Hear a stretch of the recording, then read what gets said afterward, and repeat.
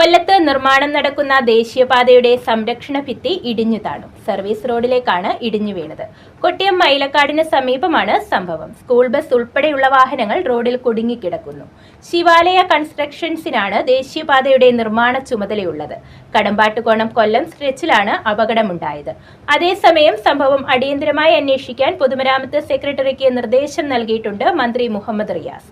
ദേശീയപാത അതോറിറ്റി അധികൃതരിൽ നിന്ന് വിശദീകരണം തേടാനാണ് നിർദ്ദേശം.